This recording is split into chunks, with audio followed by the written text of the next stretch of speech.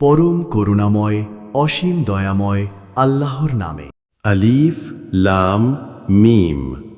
এটা ওই কিতাব যাতে কোনো সন্দেহ নেই, মুত্তাকিদের জন্য পথ নির্দেশ। যারা গায়েবের প্রতি ঈমান আনে, নামাজ কায়েম করে এবং আমি যে জীবন উপকরণ তাদেরকে দিয়েছি তা থেকে তারা ব্যয় করে। আর তোমার প্রতি যা নাজিল হয়েছে ও তোমার পূর্বে যা নাজিল হয়েছে তাতে তারা বিশ্বাস স্থাপন করে এবং পরকালের প্রতিও তারা নিশ্চিত বিশ্বাসী। তারাই তাদের প্রতিপালকের হিদায়াতের উপর প্রতিষ্ঠিত আছে, আর তারাই সফলকাম। নিশ্চয় যারা কুফরি করেছে তাদেরকে তুমি ভয় দেখাও আর না দেখাও, উভয়টাই তাদের জন্য সমান। তারা ঈমান আনবে না। আল্লাহ তাদের অন্তর ও কানের উপর মোহর করে দিয়েছেন, আর তাদের চোখে আছে আবরণ, আর তাদের জন্য আছে মহাশাস্তি। মানুষের মধ্যে এমন লোক আছে যারা বলে, আমরা আল্লাহর প্রতি এবং আখিরাতের দিনের প্রতি ঈমান এনেছি, কিন্তু প্রকৃতপক্ষে তারা মুমিন নয়। তারা আল্লাহ ও মুমিনদেরকে প্রতারিত করে। আসলে তারা নিজেদেরকে ছাড়া অন্য কাউকে প্রতারিত করে না, কিন্তু এটা তারা উপলব্ধি করতে পারে না। তাদের অন্তরে আছে ব্যাধি, অতঃপর আল্লাহ তাদের ব্যাধি বাড়িয়ে দিয়েছেন, আর তাদের জন্য রয়েছে যন্ত্রণাদায়ক শাস্তি, কারণ তারা মিথ্যেবাদী। তাদেরকে যখন বলা হয়, পৃথিবীতে ফাসাদ সৃষ্টি করো না, তারা বলে, আমরা তো সংশোধনকারী। মূলত তারাই অশান্তি সৃষ্টিকারী, কিন্তু তারা তা বুঝতে পারে না। যখন তাদেরকে বলা হয়, যেসব লোক ঈমান এনেছে তাদের মতো তোমরাও ঈমান আন, তারা বলে, নির্বোধেরা যেমন ঈমান এনেছে আমরাও কি তেমনি ঈমান আনব? আসলে তারাই নির্বোধ, কিন্তু তারা তা বুঝতে পারে না। যখন তারা মুমিনদের সংস্পর্শে আসে তখন বলে, আমরা ঈমান এনেছি। আর যখন তারা নিভৃতে তাদের শয়তানদের সঙ্গে মিলিত হয় তখন বলে, আমরা তোমাদের সাথেই আছি, আমরা শুধু তাদের সঙ্গে ঠাট্টা তামাশা করি মাত্র। আল্লাহ তাদের সঙ্গে উপহাস করেন এবং তাদের অবাধ্যতায় বিভ্রান্তির মতো তাদেরকে ঘুরে মরার অবকাশ দেন। তারাই হিদায়াতের বিনিময়ে গোমরাহি ক্রয় করেছে, কিন্তু তাতে তাদের ব্যবসা লাভজনক হয়নি, আর তারা সৎপথ প্রাপ্তও নয়।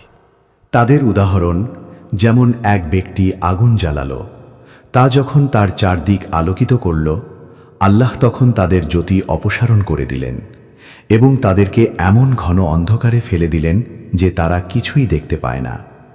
তারা বধির, মুখ, অন্ধ, কাজেই তারা ফিরে আসবে না। অথবা যেমন আকাশের বর্ষণমুখর মেঘ, যাতে আছে গাঢ় অন্ধকার, বজ্রধ্বনি ও বিদ্যুৎ চমক। বজ্রধ্বনিতে মৃত্যু ভয়ে তারা তাদের কানে আঙুল ঢুকিয়ে দেয়। আল্লাহ কাফেরদেরকে পরিবেষ্টন করে আছেন। বিদ্যুৎ চমক তাদের দৃষ্টিশক্তি প্রায় কেড়ে নেয়। যখনই বিদ্যুৎ চমক তাদের সামনে প্রকাশিত হয় তখনই তারা পথ চলতে থাকে, এবং যখন তাদের উপর অন্ধকার ছেয়ে যায় তখন তারা থমকে দাঁড়ায়। আল্লাহ ইচ্ছে করলে তাদের শ্রবণ ও দৃষ্টিশক্তি হরণ করতে পারতেন। আল্লাহ সকল বিষয়ে সর্বশক্তিমান। হে মানুষ, তোমরা তোমাদের সেই প্রতিপালকের ইবাদত করো যিনি তোমাদেরকে ও তোমাদের পূর্ববর্তীদেরকে সৃষ্টি করেছেন, যাতে তোমরা মুত্তাকি হতে পারো। যিনি তোমাদের জন্য পৃথিবীকে বিছানা ও আকাশকে ছাদ করেছেন এবং আকাশ হতে পানি বর্ষণ করে তদ্বারা তোমাদের জীবিকার জন্য ফলমূল উৎপাদন করেন। কাজেই জেনে বুঝে কাউকেও আল্লাহর সমকক্ষ দাঁড় করো না। আমি আমার বান্দার প্রতি যা নাজিল করেছি তাতে তোমাদের কোনো সন্দেহ থাকলে তোমরা তার মতো কোনো সূরা এনে দাও। আর তোমরা যদি সত্যবাদী হও তবে আল্লাহ ছাড়া তোমাদের সকল সাহায্যকারীকে আহ্বান করো।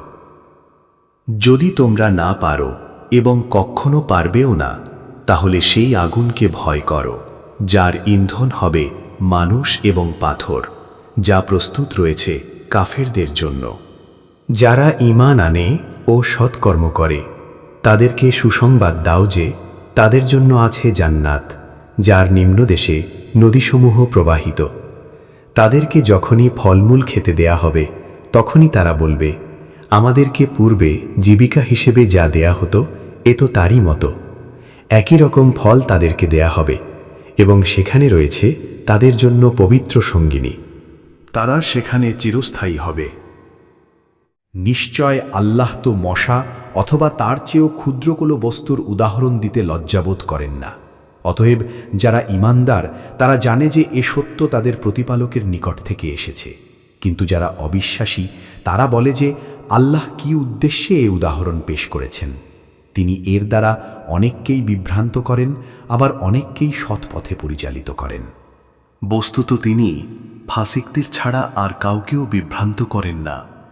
যারা আল্লাহর সঙ্গে সুদৃঢ় অঙ্গীকার করার পর তা ভঙ্গ করে এবং যে সম্পর্ক অক্ষুণ্ণ রাখার নির্দেশ আল্লাহ করেছেন তা ছিন্ন করে এবং পৃথিবীতে অশান্তি সৃষ্টি করে, তারাই ক্ষতিগ্রস্ত। তোমরা আল্লাহকে কিভাবে অস্বীকার করছো, অথচ তোমরা ছিলে মৃত, অতপর তিনি তোমাদেরকে জীবন্ত করেছেন, আবার তোমাদের মৃত্যু ঘটাবেন, তারপর আবার জীবিত করবেন, তারপর তার দিকেই তোমরা ফিরে যাবে। পৃথিবীর সবকিছু তিনি তোমাদের জন্য সৃষ্টি করেছেন। তারপর তিনি আকাশের দিকে মনোসংযোগ করেন এবং তা সপ্তাকাশে বিন্যস্ত করেন। তিনি সকল বিষয়ে বিশেষভাবে অবহিত। স্মরণ করো তোমার প্রতিপালক যখন ফেরেশতাদেরকে বললেন, আমি জমিনে প্রতিনিধি সৃষ্টি করছি। তারা বলল, আপনি কি সেখানে এমন কাউকেও পয়দা করবেন যে অশান্তি সৃষ্টি করবে ও রক্তপাত ঘটাবে? আমরাই তো আপনার প্রশংসামূলক তাসবিহ পাঠ ও পবিত্রতা ঘোষণা করি। তিনি বললেন, আমি যা জানি তোমরা তা জানো না। এবং তিনি আদামকে সকল বস্তুর নাম শিক্ষা দিলেন। তারপর সেগুলো ফেরেশতাদের সামনে উপস্থাপন করলেন এবং বললেন, এই বস্তুগুলোর নাম আমাকে বলে দাও যদি তোমরা সত্যবাদী হও। তারা বলল, আপনি পবিত্র মহান, আপনি আমাদেরকে যা শিক্ষা দিয়েছেন তাছাড়া আমাদের কোনো জ্ঞানই নেই। নিশ্চয়ই আপনি সর্বজ্ঞ ও প্রজ্ঞাময়। তিনি নির্দেশ করলেন, হে আদম, এ জিনিসগুলোর নাম তাদেরকে জানিয়ে দাও। যখন সে এ সকল নাম তাদেরকে বলে দিল, তখন তিনি বললেন, আমি কি তোমাদেরকে বলিনি যে নভমণ্ডল ও ভূমণ্ডলের অদৃশ্য বস্তু সম্পর্কে আমি নিশ্চিতভাবে অবহিত, এবং তোমরা যা প্রকাশ করো ও গোপন করো আমি তাও অবগত? যখন আমি ফেরেশতাদেরকে বললাম আদামকে সাজদা করো, তখন ইবলিস ছাড়া সকলেই সাজদা করল। সে অমান্য করল ও অহংকার করল, কাজেই সে কাফিরদের অন্তর্ভুক্ত হয়ে গেল। আমি বললাম, হে আদম, তুমি ও তোমার স্ত্রী জান্নাতে বসবাস করো এবং যেখানে যা ইচ্ছে খাও, কিন্তু এই গাছের নিকটে যেও না, গেলে তোমরা সীমালঙ্ঘনকারীদের মধ্যে সামিল হবে। কিন্তু শয়তান তার থেকে তাদের পদস্খলন ঘটাল এবং তারা দুজন যেখানে ছিল তাদেরকে সেখান থেকে বের করে দিল। আমি বললাম, নেমে যাও, তোমরা পরস্পর পরস্পরের শত্রু। দুনিয়াতে কিছুকালের জন্য তোমাদের বসবাস ও জীবিকা আছে। তারপর আদাম তার প্রতিপালকের নিকট হতে কিছু বাণী প্রাপ্ত হল। অতপর আল্লাহ তার প্রতি ক্ষমা প্রদর্শন করলেন। তিনি অত্যন্ত ক্ষমাশীল, পরম দয়ালু। আমি বললাম, তোমরা সকলেই এখান হতে নেমে যাও। পরে যখন আমার নিকট হতে তোমাদের কাছে সৎপথের নির্দেশ আসবে, তখন যারা আমার সৎপথের অনুসরণ করবে তাদের কোনো ভয় নেই এবং তারা দুঃখিতও হবে না। আর যারা কুফরি করবে ও আমার নিদর্শনগুলোকে অস্বীকার করবে তারাই জাহান্নামী, সেখানে তারা চিরকাল থাকবে। হে বানি ইসরাইল, আমার সেই অনুগ্রহকে স্মরণ করো যদ্বারা আমি তোমাদেরকে অনুগৃহীত করেছি, এবং আমার সঙ্গে তোমাদের অঙ্গীকার পূর্ণ করো।